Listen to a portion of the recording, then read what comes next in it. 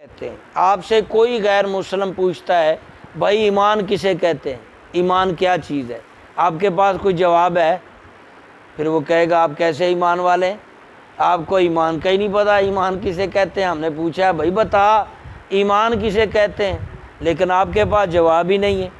تو آج آپ یہ جواب یاد کر لیں، آپ سے کوئی بھی پوچھے کہ ایمان کسے کہتے ہیں تو آپ بلا جھجک کہہ دیں گے اللہ تعالیٰ کے وحدانیت، اللہ تعالیٰ کی وحدانیت اور حضرت محمد صلی اللہ علیہ وسلم کی رسالت کا زبان سے اقرار کرنا اور دل سے تصدیق کرنا، یہ ہمارا ایمان ہے۔ آسان سفر۔ آپ سے کہتے ہیں ایمان کیا ہے، اسلام کیا ہے، ایمان کیا ہے، تو آپ آسانی سے کہہ رہے ہیں اللہ تعالیٰ کو ایک ماننا اور محمد صلی اللہ علیہ وسلم کو رسول ماننا، آخری رسول ماننا، یہ زبان سے اقرار کرنا، دل سے تصدیق کرنا ایمان ہے۔ سمجھ آ گئی بات؟ یاد رہ جائے گی۔ اللہ تعالیٰ کو ایک ماننا اور محمد صلی اللہ علیہ وسلم کو آخری رسول ماننا، یہ زبان سے اقرار کرنا، دل سے تسلیم کرنا، یہ آپ ایمان ہے۔ یہ سوال حل ہو گیا۔ اب آپ سے یہ بھی پوچھ سکتے ہیں توحید کیا ہے، یہ بھی سوال بڑا اہم ہوتا ہے۔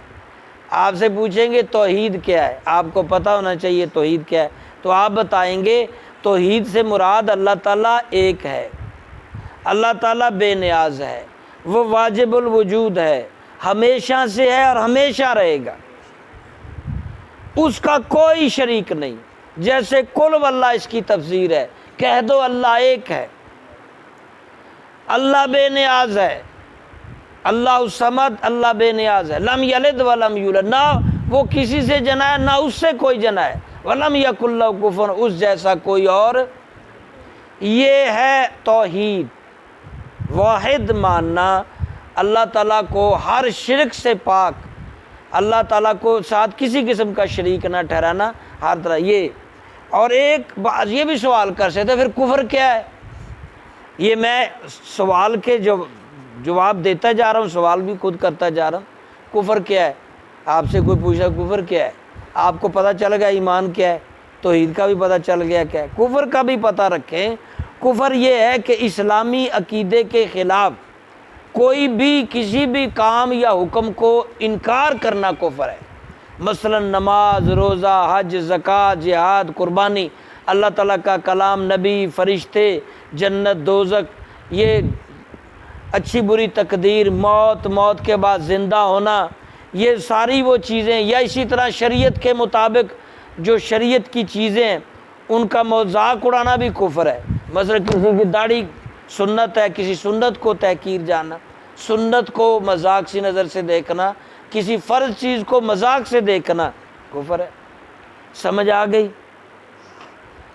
یہ میں نے آرام سے آپ کو سمجھا دیا ہے۔ نماز، روزہ، حج، زکوٰۃ، جہاد، قربانی، یہ وہ ساری چیزیں جو اسلام کی ہیں، فرض، واجب، سنت کے درجے پہ ہیں، اس کا انکار کرنا یا اس کی بے ادبی کرنا، اس کا مذاق اڑانا، یہ کفر ہے۔ اچھا، آپ سے شرک کے بارے میں بھی کنسیپٹ کلیئر کریں۔ آپ کو پتہ ہونا چاہیے کہ شرک کیا ہے۔ اللہ کے سوا کسی اور کو خدا جاننا یا عبادت کے لائق سمجھنا شرک ہے۔ کسی طرح کے اللہ کی جو صفتیں ہیں اس کی طرح کسی بندے کی صفت جاننا، جیسے اللہ ہمیشہ سے ہے، کسی اور کو کہتا ہے یہ بھی ہمیشہ سے ہے۔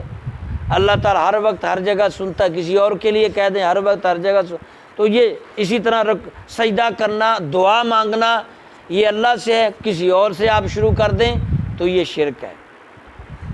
ایک سوال آپ کے ذہن میں یہ بھی آ سکتا ہے کہ دنیا میں یا ہم سے جو اچھے یا برے کام ہوتے ہیں وہ کس طرف ہم لے کر جائیں۔ یاد رکھو، اچھے کاموں کی نسبت اللہ کی طرف۔ آپ نے نماز پڑھی ہے، یہ اللہ نے توفیق دی ہے، آپ نے اچھے کام کیے ہیں، یہ اللہ نے، لیکن برے کاموں کو اللہ کی طرف نہیں جوڑنا۔ آپ نے کسی کو مارا ہے، گالی دی ہے، چوری کی ہے، کسی کو قتل کر دیا، اللہ نے لکھیا سی ساڈے نصیبہ، ایسا نہیں کرنا، یہ آپ کا اپنا برا فعل ہے۔ البتہ اچھا کام جو ہے وہ اللہ کی توفیق سے ہے، یہ بات بھی ضروری ہے۔ یہ عقیدے کے اندر انبیاء کے بارے میں بھی پتہ ہو، نبی کسے کہتے ہیں، نبی انبیاء کون ہے، نبی کی جمع انبیاء ہو جاتے ہیں۔ نبی اس اعلیٰ عرفہ شان والے بشر کو کہتے ہیں جس پر اللہ تعالیٰ نے وحی نازل کی ہو اور اس کی تائید معجزات سے فرمائی ہو، اور یہ اللہ تعالیٰ کا محبوب مقرب بندہ ہے۔ نبی پیدائشی طور پر گناہوں سے پاک اور فوت ہون تک کوئی ان گناہ نہیں ہوتے، معصوم، یہ عقیدہ رکھے۔ اور نبی ہمیشہ مردوں میں آئے، اور یہ نہیں کہ اللہ نے کسی کو بہت زیادہ عبادت کرنے کی وجہ سے نبی بنایا ہے، پہلے سے اللہ نے منتخب کر رکھا تھا، اب تو نبوت ختم ہے محمد صلی اللہ علیہ وسلم، تو نبی اللہ کے بندے بشر ہی ہوتے ہیں۔ نبی فرشتوں میں بھی ہوتے ہیں لیکن وہ صرف فرشتوں کے لیے، مردوں انسانوں میں ہوتے ہیں انسانوں کے لیے، اس کے علاوہ نبی نہیں، عورت نبی نہیں بن سکتی۔ اس لیے انبیاء کے بارے میں عقیدہ صحیح رکھیں، نبی سے گناہ نہیں ہوتا، گناہ سے پاک جاتے ہیں، نبی کے کسی کام کسی چیز کو عیب کی نظر سے نہیں دیکھنا۔ اپنے جیسا بشر بھی نہیں کہنا، وہ بظاہر خد و خال سے ہو سکتا ہے لیکن ہر طرح سے وہ ہم سے افضل ہے، ان کا ہر خوبی، کسی نبی کے اندر کوڑ یا کوج یا کوئی خرابی اللہ نے نہیں رکھی، ہر طرح سے علمی اور عقلی اور شکلی ہر اعتبار سے نبی اپنی امت سے خوبصورت ہوتا ہے، بڑا ہوتا ہے۔ سارے انبیاء میں، ساری دنیا میں انبیاء افضل ہیں، جتنی مخلوق اللہ نے بنائی سب سے انبیاء افضل ہیں، اور اس کے بعد صحابہ، اولیاء، علماء کی بھی بڑی قدر ہے۔ اسی طرح کچھ علم اللہ نے غیب کے بھی نبیوں کو عطا فرمایا، میں جتنی اس نے پسند کی ہے۔ بزرگان دین کا وسیلہ بھی جائز ہے، اللہ کے نبی اور ولیوں کے بارے میں آپ وسیلہ کہہ کے بھی دعا مانگ سکتے ہیں۔ اسی طرح اس بات پر یہ عقیدہ پکا رکھنا کہ خاتم النبیین برحق ہے۔ شفاعت کے متعلق بھی نبیوں کا ہمارا عقیدہ ہے کہ انبیاء اور نیک بندے قیامت کے دن اللہ کی بارگاہ میں شفاعت کریں گے۔ آخرت پر ایمان بھی ہمارا کنسیپٹ پکا ہے کہ آخرت پر ایمان یقینی ہے کہ سب لوگوں کو دوبارہ زندہ کیا جائے گا، اور سارے جو دنیا میں کام کیے ہیں اس کے بارے میں اس کا صحابی جو نبی کی زیارت کی ہو، اس کی بھی بڑی فضیلت ہے۔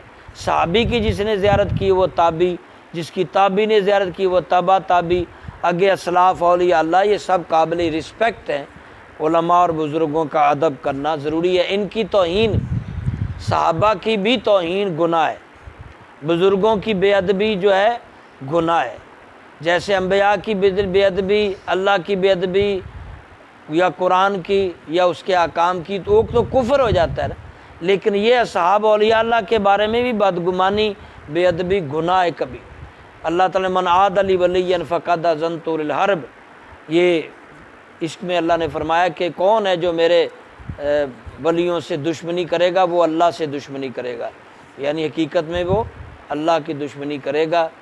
انشاءاللہ العزیز کل مزید گفتگو کریں گے، اللہ عمل کی توفیق۔